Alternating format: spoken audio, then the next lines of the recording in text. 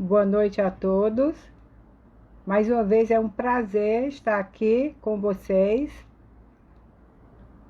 Peço a ajuda dos benfeitores espirituais para esse comentário. Meu nome é Isbaida e o capítulo escolhido, meus amigos, é o capítulo 26 do Evangelho segundo o Espiritismo. Dai de graça o que de graça recebestes. O item 6, vendilhões expulsos do templo. Vamos a uma leitura de um pequeno trecho para proceder aos comentários, tá bom? Bom, Jesus expulsou os vendilhões do templo, por isso condenou o tráfico das coisas santas sob qualquer forma que seja. Deus não vende sua bênção, nem seu perdão, nem a entrada no reino dos céus. Portanto, o homem não tem o direito de cobrá-las. Jesus, meus amigos, expulsou os vendilhões do templo. Com isso, condenou o tráfego das coisas santas, sob qualquer forma que seja. Deus não vende sua bênção, como foi dito, né? O homem não tem o direito de cobrá-las. Esse capítulo traz muitas lições e também discussões sobre esse tema, porque muitas pessoas ficam confusas ao ler essa passagem do Evangelho, onde Jesus, ao ver no templo o comércio com a fé, tem um aparente descontrole emocional. As traduções que foram feitas da Bíblia ao longo do tempo trouxeram sérios problemas de interpretações. Muitos fazem uma ideia de um Jesus irado, revoltado e violento por causa desse texto do Evangelho. Muitas filosofias religiosas, principalmente aquelas mais tradicionais, interpretam assim. Jesus chega no templo, observa que os mercadores estavam ali comercializando mercadorias e animais e, revoltado, vira as mesas, chicoteia os animais com violência. É essa a imagem agressiva que é passada dele nesse episódio. Logo, Jesus, o espírito mais perfeito que aqui esteve, que pregava o amor, a paz, fazendo o tempo todo caridade. Não é muito estranho esse tipo de comportamento que declaradamente não faz jus ao seu perfil? As pessoas não conseguem associar a imagem do governador espiritual do planeta com aquela cena tão forte, mesmo a título de educação, nesse episódio bíblico. Por isso que o estudo é muito importante para evitar equívocos. Por que Jesus não faz jus a essa imagem criada? Porque, através dos estudos da doutrina, sabemos que Jesus vai além da graduação dos espíritos puros. E o que é um espírito puro? Sabemos que pela pluralidade das vidas, nós vamos evoluindo e temos uma escala espiritual que mostra a condição evolutiva em que o espírito se encontra. Existem espíritos que estão no início desse processo, ainda presos à vida material, ainda muito ignorantes, imaturos, intelectualmente e moralmente. Já outros são espíritos mais maduros, mais evoluídos, mas que ainda precisam se melhorar em vários aspectos. Outros são mais aperfeiçoados. No topo dessa escala estão os espíritos puros, que são aqueles que atingiram a perfeição e que só transmitem luz, amor e conhecimento. Agora, muito além dessa classe, estão aqueles espíritos da categoria de Jesus. São os grandes educadores, os governadores dos mundos, e querer comparar um espírito da envergadura de Jesus a nós, com as nossas fraquezas, as nossas emoções, é uma extrema ignorância. Jesus tem bilhões de anos, só na direção espiritual da Terra. Imaginar Jesus irado, magoado, agredindo mercadores humildes que estavam ali vendendo animais para sobreviver, isso é incompatível com a grandeza espiritual do Mestre. Tudo é uma questão de tradução, estudo e interpretação. Na verdade, essa é uma passagem simbólica, onde o Cristo chamou a atenção sobre aquele comércio injusto e incomodou aos sacerdotes, mas não feriu em absoluto a essência da mensagem que ele pregava e exemplificava dos seus ensinamentos dentro do Evangelho. Estudiosos espíritas que aprofundaram suas pesquisas acerca da cultura daquela época, nos trazem informações fundamentais para se ter uma nova visão desse episódio. Falam sobre profecia mímica, ou relato de uma ação simbólica. O que é isso?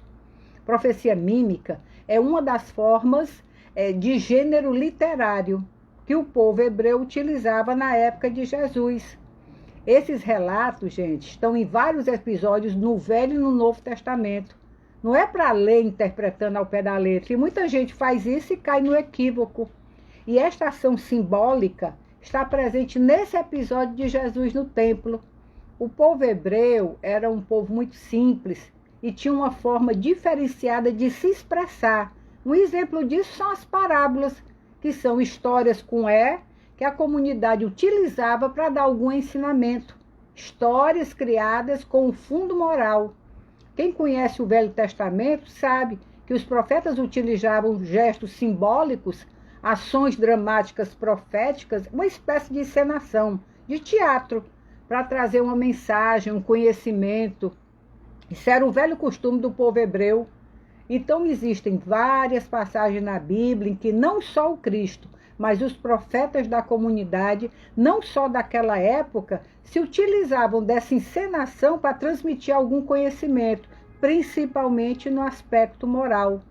Nós temos um exemplo, uma passagem, está no livro Atos dos Apóstolos, onde um profeta chamado Ágabo vai até Paulo de Tarso, começa a se contorcer, né, como se ele estivesse tendo uma convulsão, tira o próprio cinto, amarra os próprios pés e depois as mãos e fica rolando no chão.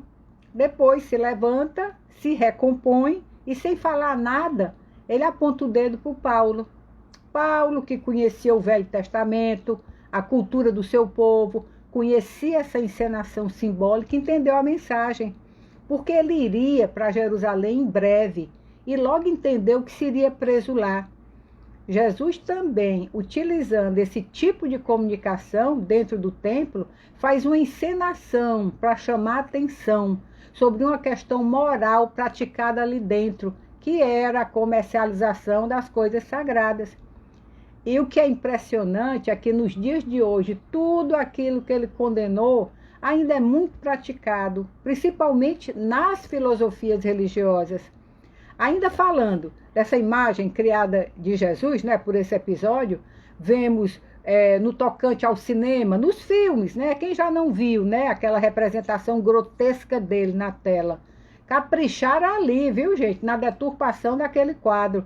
Jesus sai derrubando tudo, empurrando mesas e animais com uma espécie de chicote, batendo em tudo e em todos. Era uma sequência de mesas virando, pessoas empolvorosas, animais correndo assustados, pombo voando para tudo que é lado.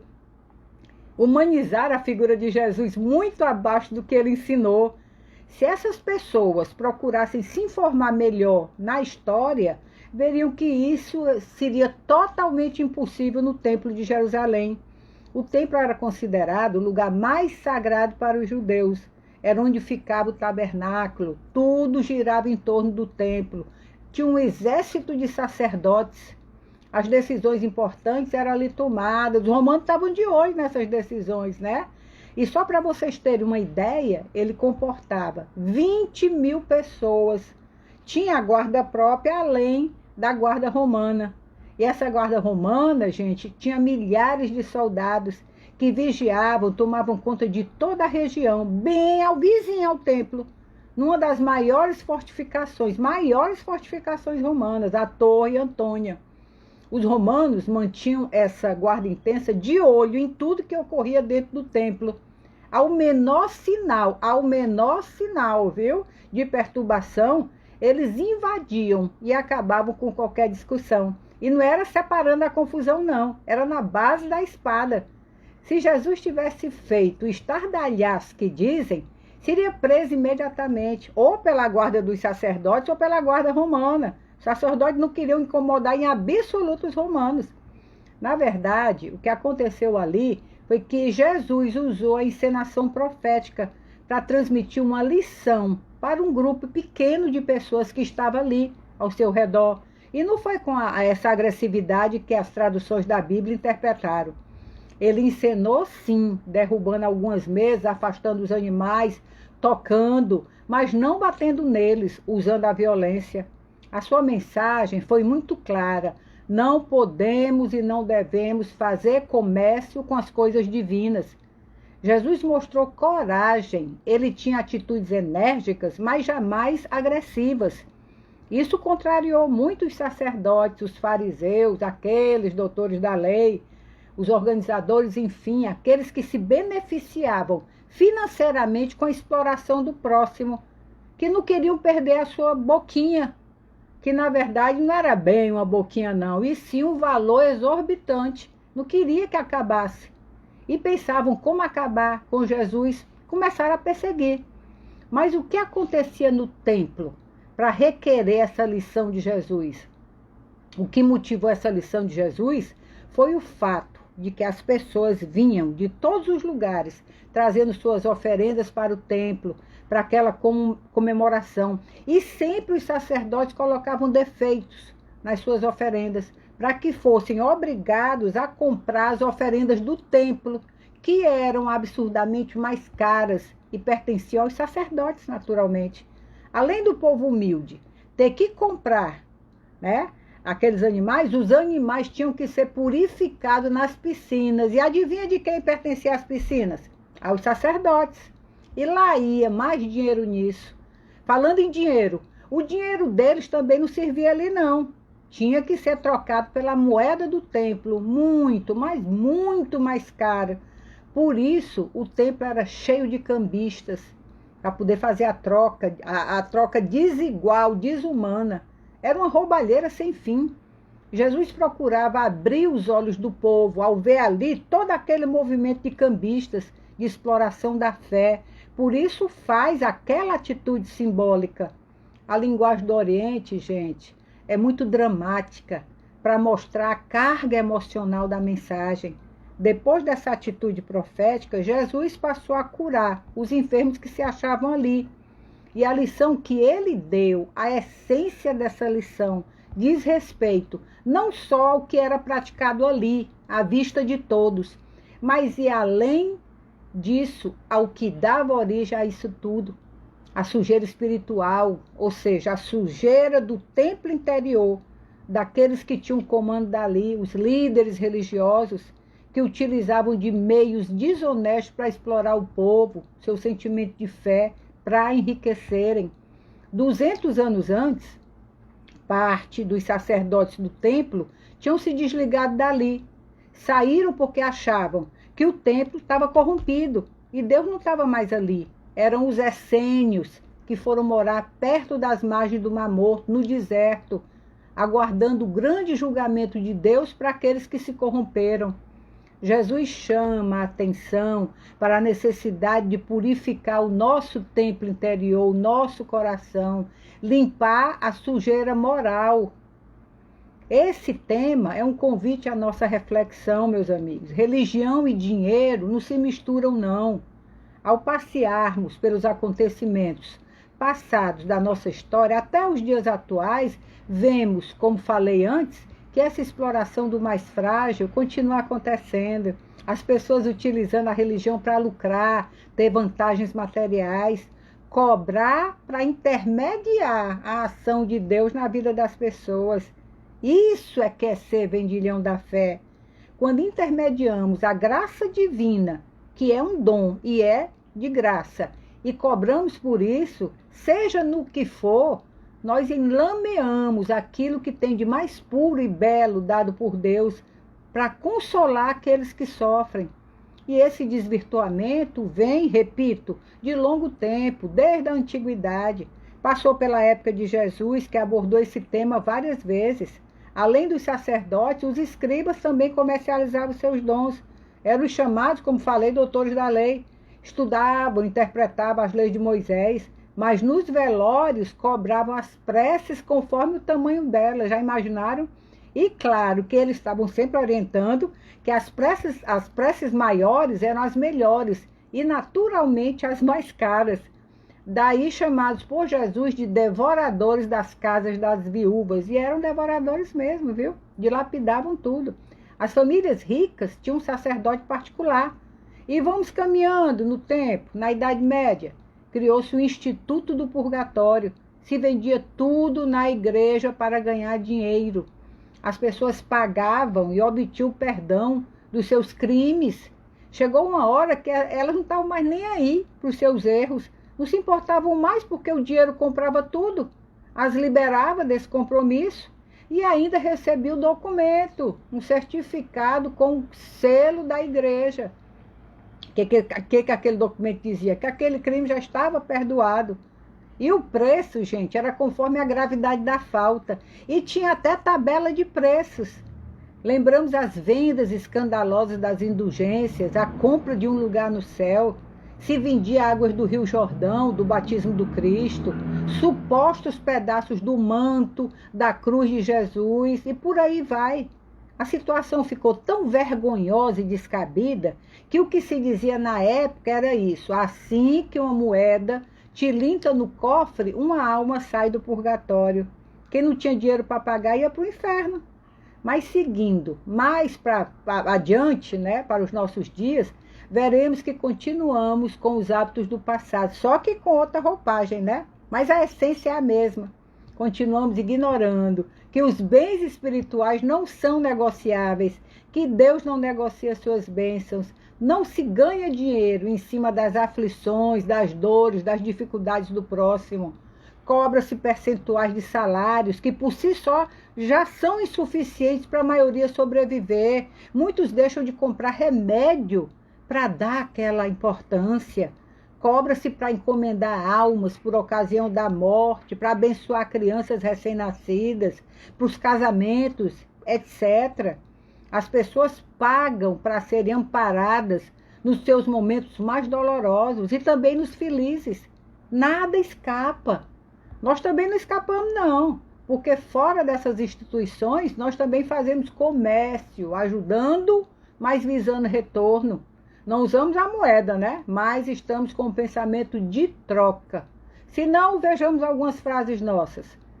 Mas eu rezei tanto por aquele fulano e olha só como ele me paga. O que é isso? É uma espécie de comércio, é uma troca. Queria aquela troca. E as barganhas feitas com Deus? Se meu filho passar para a faculdade, se eu conseguir um bom emprego, se eu me curar dessa doença, eu faço isso ou aquilo, eu dou isso ou aquilo e por aí vai. Como é o nome disso? Comércio. E vamos continuando alienados, nos comprometendo nesse comércio. E não podemos alegar ignorância, pois Jesus nos mostrou essa lição há muito tempo. Para sair desse condicionamento de atraso moral, é necessário força de vontade, determinação, perseverança, envidar esforços na busca do conhecimento e prática dos ensinamentos do Cristo. Na observação das leis divinas, meus amigos, a nossa mente, a nossa consciência vai se expandir cada vez mais e poderemos filtrar melhor os nossos pensamentos, as nossas atitudes, aparando arestas, aprofundando o nosso entendimento, a absorção e cumprimento desse trabalho gradativo de harmonização interior, repercutindo no todo que nos envolve. E isso vai se dando com o aprimoramento dessa união do conhecimento com o sentimento. Somos uma só família espiritual. O que Deus espera de nós é que purifiquemos o nosso templo interior, aproveitando a nossa experiência aqui e com um propósito firme, consciente do nosso objetivo aqui, com o nosso templo interior sendo alimentado pela luz, pela nossa conexão com o alto, então saberemos utilizar, meus amigos, da melhor forma a nossa volta, sem exigir nada em troca, o dom que de graça recebemos de Deus. Muito obrigado pela atenção. Paz e bem a todos.